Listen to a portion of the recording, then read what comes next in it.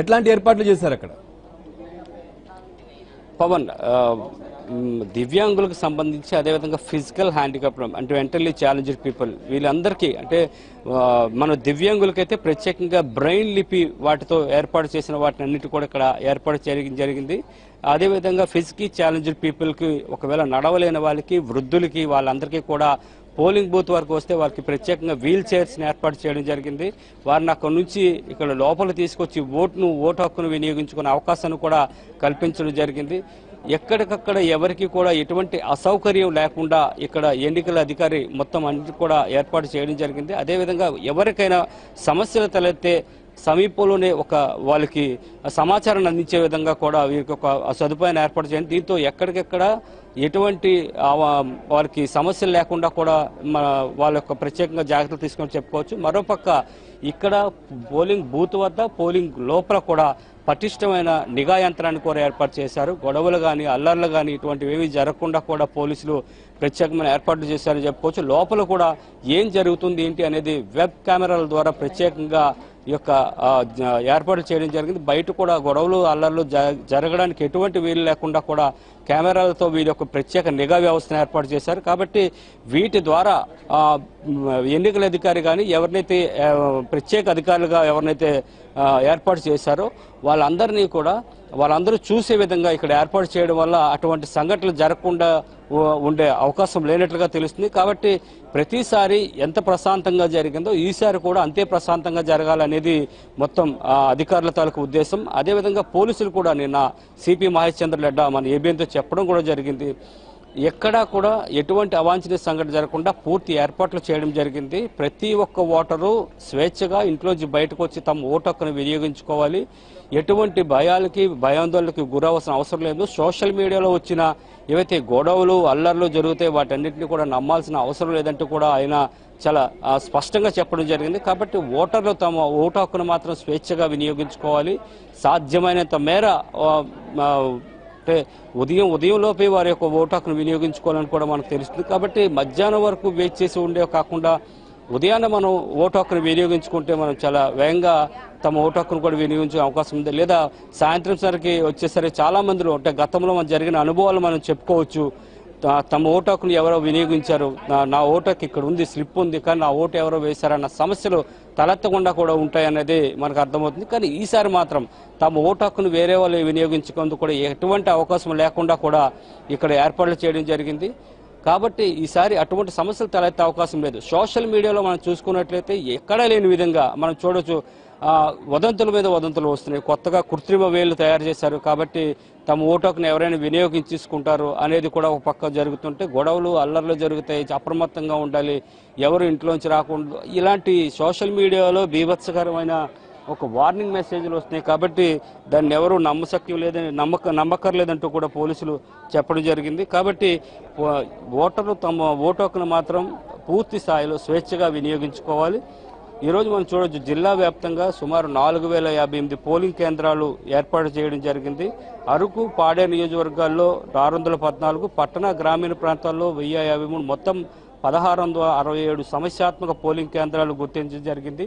సుమారు 40,000 మంది అంటే సుమారు 24,000 మంది ప్రభుత్వ ఉద్యోగులు అయితే మిగతా వాళ్ళందరూ కూడా ప్రైవేట్గా వెబ్ కెమెరా అదే ఈ నిఘా యంత్రానికి సంబంధించే వాళ్ళు మిగతా వాళ్ళు సుమారు 40,000 మంది సిబ్బంది ఏర్పాటు జరిగింది.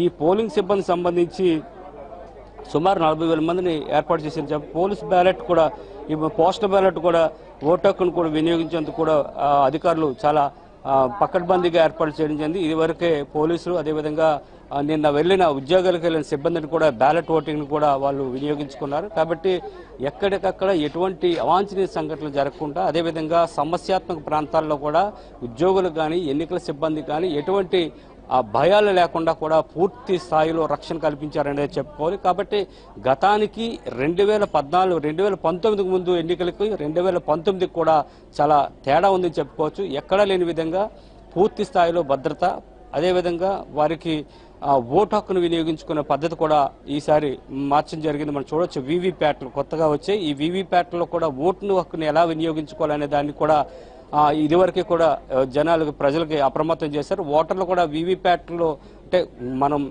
కొంచెం సిటీ నాలెడ్జ్ ఉండే వాళ్ళందరూ కూడా వీవీప్యాట్ల వినియోగం కోసం బాగా తెలిసి ఉంటుంది. కానీ రూరల్ ఏరియాస్లో వీవీప్యాట్ వినియోగం ఎట్లా జరుగుతుంది, ఎలా చేయాలనేది కూడా వారికి చెప్పాల్సిన అవసరం ఉంది. కాబట్టి ఇదివరకు గ్రామ స్థాయిలో కూడా వాటిని వారు అవగాహన కల్పించారు.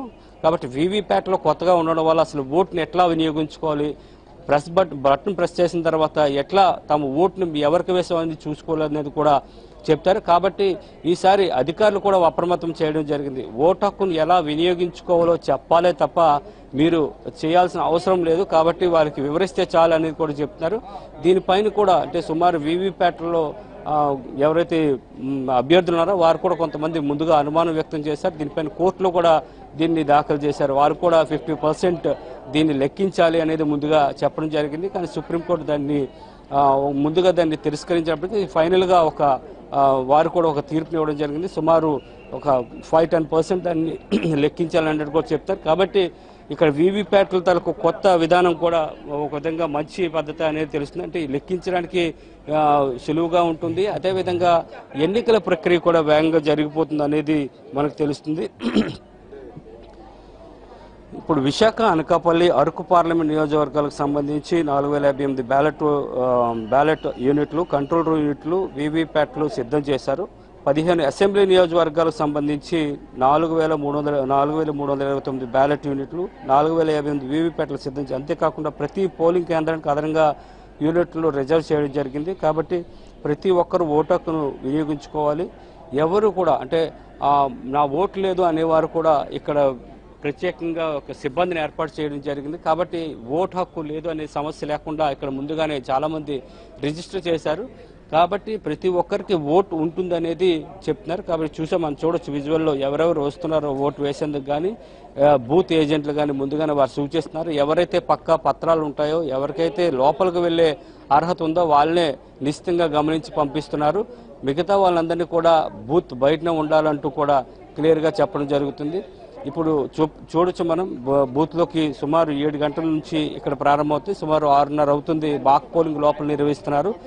చాలామంది బూత్ ఏజెంట్కి సంబంధించే వస్తున్నారు. కాబట్టి ఈ రోజు మాత్రం ఎన్నికలు సజావుగా సాగే విధంగా కూడా పూర్తిగా భద్రతా ఏర్పాట్లు చేయడం జరిగింది. కాబట్టి ఇప్పుడు మనం చూడొచ్చు మరి కాసేపట్లో సుమారు 7 గంటల నుంచి ప్రారంభమయ్యి ఎన్నికల ప్రక్రియ చాలా సజావుగా సాగే విధంగా అధికారులు పూర్తి ఏర్పాట్లు చేయడం జరిగింది.